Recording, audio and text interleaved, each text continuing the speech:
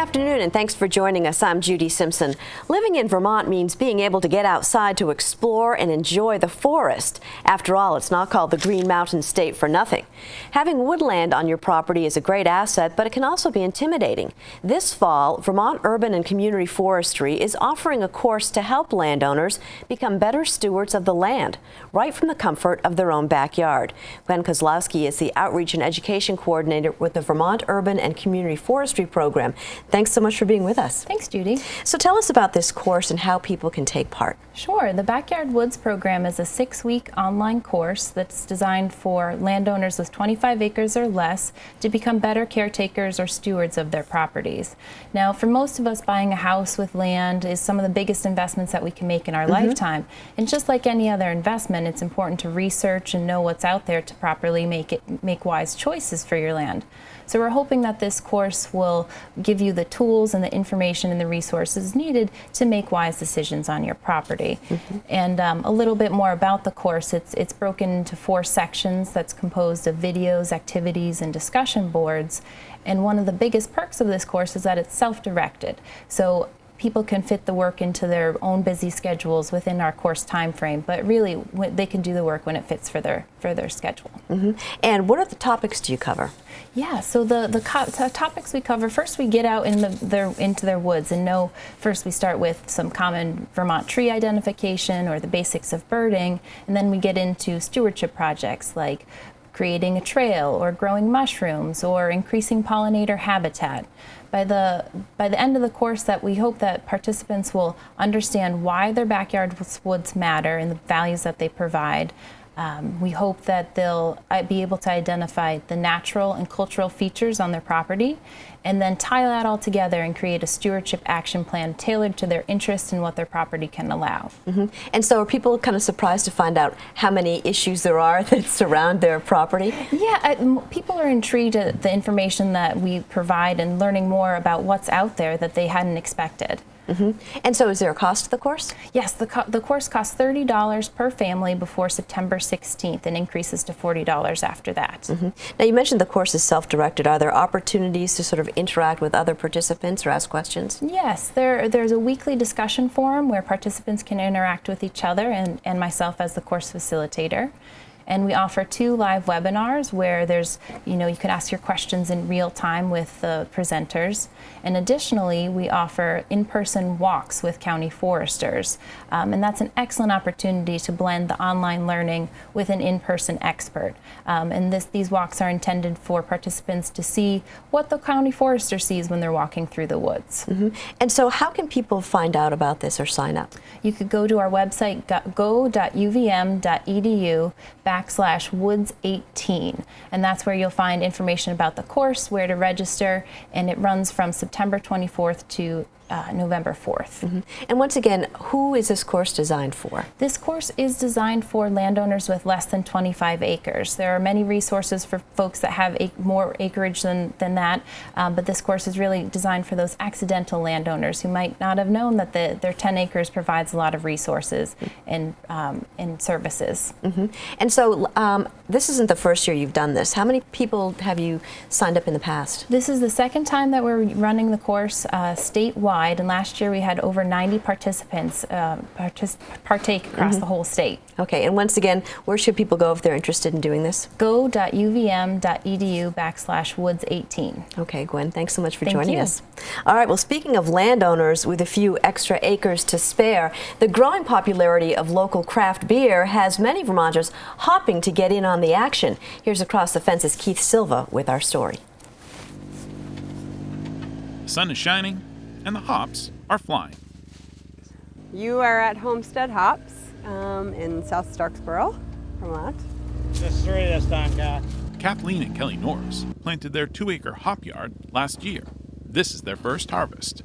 The first year is all about planting and getting the root development. So you don't harvest the first year. You can get pretty good sized plants the first year, but you don't harvest them. There usually isn't enough to harvest, and you let all of that production go into the roots to make a better crop for your second year.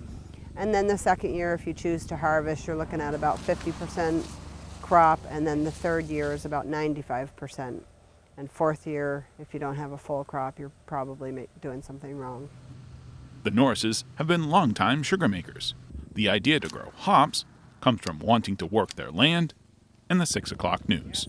We were listening to the news one night, and we heard a news story about how with all these new microbreweries there was going to be a shortage of hops in the country. And we kind of both looked at each other and said, well, hops, well, how do you do that? And so we started researching it, and it's at the opposite time as sugaring. So we're able to sugar from December 1st to May 1st, May 15th, when we get the taps all pulled, and then we can come out here in the middle of May and start training the plants and work them through until fall. For Norris, learning to grow hops means embracing the pioneer spirit.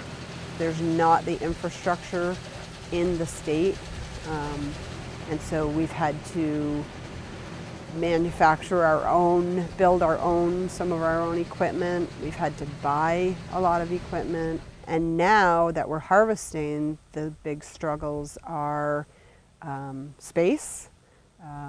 We're baling the product into compressed bales, and now we need to store them in freezer space.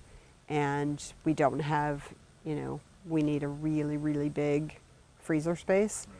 So we're going to end up having to rent commercial freezer space.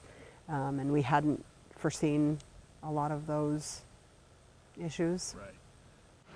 Growing hops may feel to Norris like she's out in the wilderness, but she's not alone.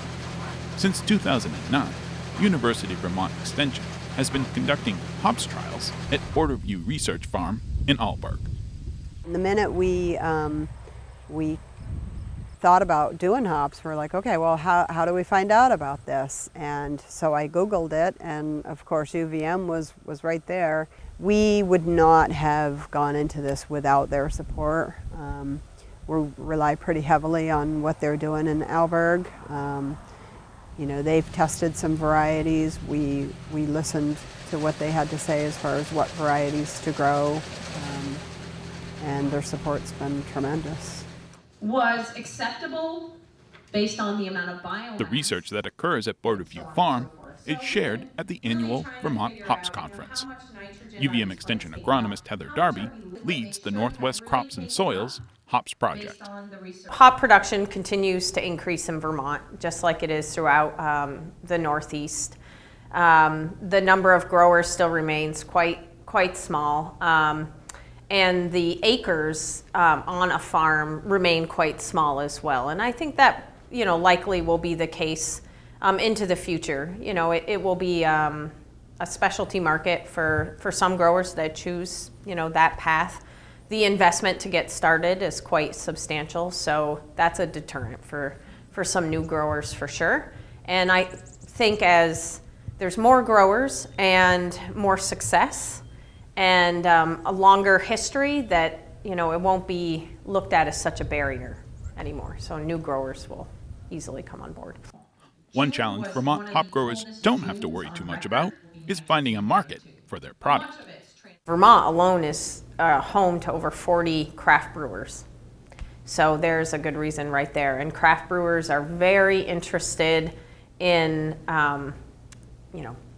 brewing locally, buying locally, and also creating new and interesting brews, and having a way to sort of stand out amongst 40 other craft brewers in the state. Right now the supply is definitely not meeting the demand, and local brewers are constantly reaching out, trying to figure out who they can buy hops from, and the supply is not there. So that really is not the issue here at all. University of Vermont Extension and Four Star Farms began growing hops almost the same time. It was back in 2008. It's been a wonderful progression. Nathan Latoile grows hops on Four Star Farms just over the border from Vermont in Northfield, Massachusetts. He started a hop yard on 3/4 of an acre. His hops production has grown to 17 acres. In 2015, we had 50% more hop production than we did in 2014, and we sold out in less than a week. The demand has been there. The demand is really what's pushed us to increase our production. We've now got those 17 acres in. We're probably going to take a step back from any expansions for a little while, make sure that is all fully producing, and make sure we can sell all of those hops, but we're very optimistic. The demand has been there, and we've built that market. Demand is what makes hops such an attractive crop to potential growers. And built into that appeal is the consumer's unquenchable thirst for all things local. There is something about where hops are grown that makes them different. And every brewery, they're trying to find a way to distinguish themselves from the brewery next door. They're all making good beer, and they have to figure out a way to attract customers to them. For them to be able to buy hops that are local, to buy some very, very small supply of a particular variety from a nearby recognizable farm, that's going to draw the customers in to have the beer when they put that farm's name on it, when they put the location of where that farm is. The success of 4-Star Farms and other growers goes back to the research being conducted at UVM. There's a lot of research that's been done over the years in other parts of the world, and to some extent that's transferable to the Northeast. Some of the stuff on disease, some of the stuff on the weather, some of the cultural practices you can do to deal with pests, it applies to some extent to what we're doing here in the Northeast. But having people who can understand that research a lot better than us, who can then take that and translate it to what's going on here in the Northeast, and maybe even do some of those trials again and adapt them and get results based on what's happening here in the Northeast. That's where that research has been really crucial. We're in Massachusetts, we're not in Vermont, but UVM has had an incredible presence on our farm, and I think it benefits them as well. By comparing what's happening in Alburgh to what's happening in Northfield, Massachusetts, gives a really good perspective of what's happening across Vermont and what can be done across Vermont to help the hops industry and across New England. Research in Vermont is excellent and compares just as well to the research in the Pacific Northwest. Sarah Del Moro is an agronomist for Haas, a company based in Yakima, Washington, that's a leading supplier and researcher of hops in the U.S. Del Moro's advice for growers: always be the best. Quality. Quality is most important, and consistency sometimes. We have brewers that do have an interest in the Cascade hop that's from Oregon instead of the Cascade hop that's from Washington because of the different characteristics. But when they decide on still one of those locales, they want to be able to continue to get that hop for their recipes and have a quality hop. Back at Homestead Hops in South Starksboro, Kathleen Norris sees this new agricultural business as a means to continue a farming legacy. This farm here belonged to my husband's grandparents. We were actually figuring out the other day we can track at least 5 generations on his grandmother's side.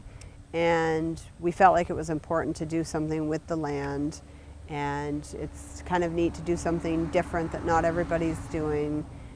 We probably won't get rich doing it, but we love being here. Kathleen knows if more growers, to put it one way, hop to it, then this industry will grow and thrive. Do your homework, work with the UVM team, and really listen to what they have to say. And I think hops have a future in Vermont.